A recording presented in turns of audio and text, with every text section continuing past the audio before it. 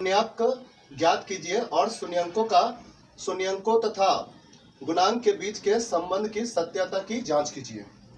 कहने का मतलब यह है कि इस बहुपद में शून्य ज्ञात करना है और शून्य ज्ञात करने के बाद हमको यह भी देखना है कि यह सत्य है कि नहीं, यह द्विघात बहुपद के समीकरण के रूप में है या नहीं है। तो देखिए, सबसे पहले तो यह इसमें टोटल मिला के 6 प्रश्न है। आइए हम एक एक प्रश्न को हम बनाने का प्रयास करते हैं।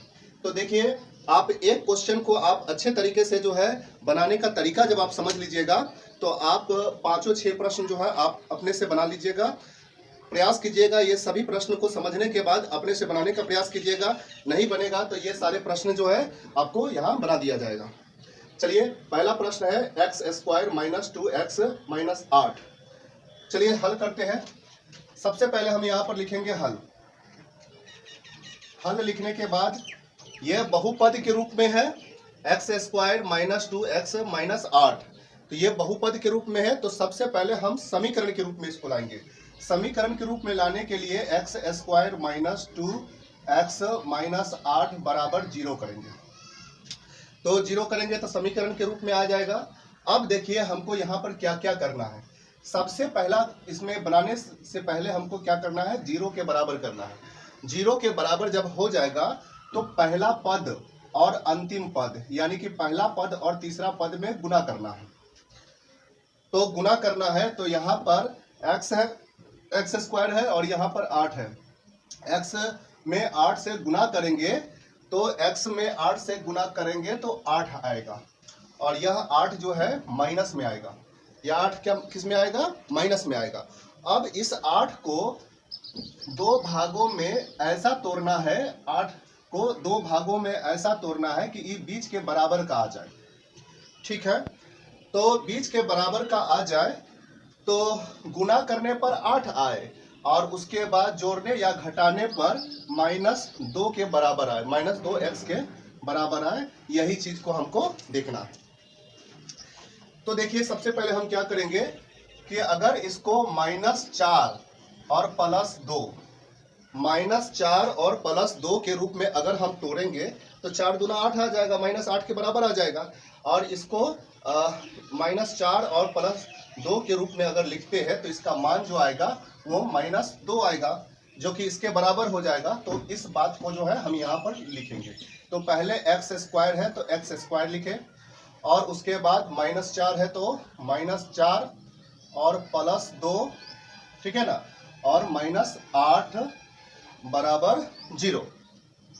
अब हम इसका जोड़ा लगा लेंगे, इसको एक साइड और इसको एक साइड हम कर लेंगे। अब देखिए, यहाँ पर x² है, -4 है और यहाँ पर 2 - 8 है, 2x - 8 है, 2x - 8 है।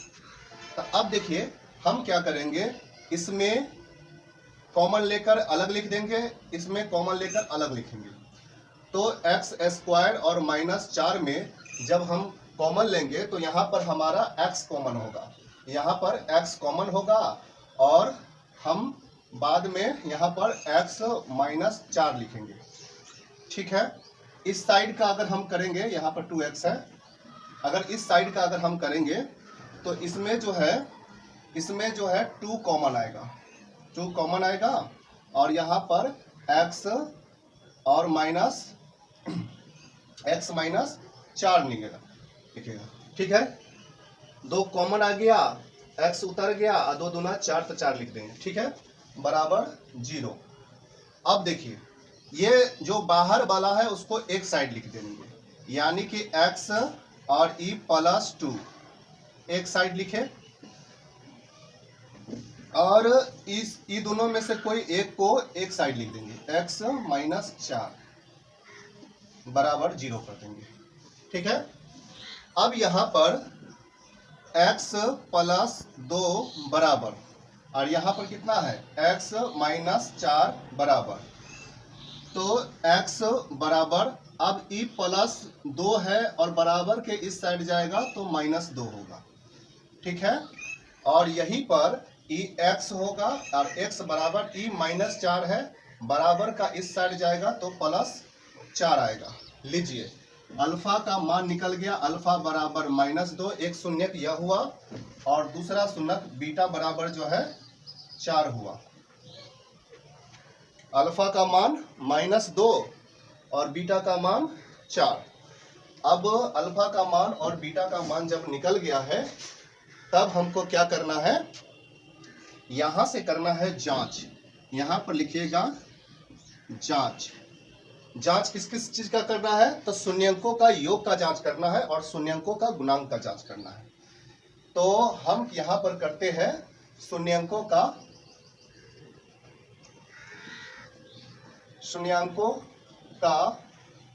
योग बराबर।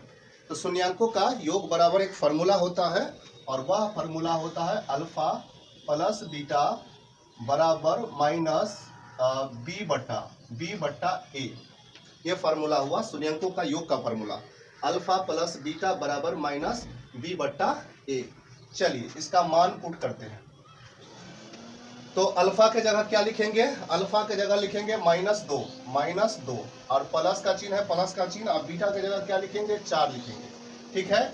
और बराबर और अब यहाँ पर देखेंगे कि यहाँ पर -b है और -a है। तो प्रश्न में इसको हम a मानेंगे, इसको b मानेंगे, इसको c मानेंगे। तो हमारा जो b है ये लिखाएगा। तो माइनस b क्या है, तो माइनस फार्मूला से आया माइनस और b के जगह -2 लिखाएगा और बट्टा a के जगह 1 लिखाएगा, x यहाँ लिखाएगा 1। अब देखिए -2 है और +4 है, 4 में से 2 घट जाएगा तो +2 होगा और बराबर ये माइनस माइनस कैंसिल हो जाएगा, बचेगा 2। तो यानी शून्यंकों का योग क्या हो जाएगा, 2 बराबर 2, ठीक है। अब यहाँ पर शून्यंकों का गुणनफल बराबर शून्यंकों का गुणनफल बराबर। तो इसका फार्मूला होता है अल्फा इंटू बीटा बराबर सी बट्टा ए। अल्फा इंटू बीटा बराबर सी बट्टा ए। अल्फा का मान क्या है, अल्फा का मान जो है आपका यहाँ पर निकला है -2, तो -2 गुना का चिन्ह है तो गुना का चिन्ह। बीटा का मान क्या है, बीटा का मान 4 है तो 4 लिख देंगे बराबर। सी का मान कितना है, यहाँ पर सी का मान है -8, तो -8 लिखेंगे बट्टा। अब यहाँ पर ए का मान कितना है, तो 1 है, 1 लिख देंगे। अब इसको सॉल्व करेंगे तो -2 और गुने 4, 4 दूना 8, तो -8 बराबर का चिन्ह और यहाँ पर क्या होगा -8। तो ये दोनों बराबर हो गया, ये दोनों बराबर हो गया। तो यहाँ पर हम एक लाइन लिखेंगे, अतः बहुपद के शून्यंकों एवं गुणनफल के बीच का संबंध सत्य है। ये आपका प्रूफ हो गया।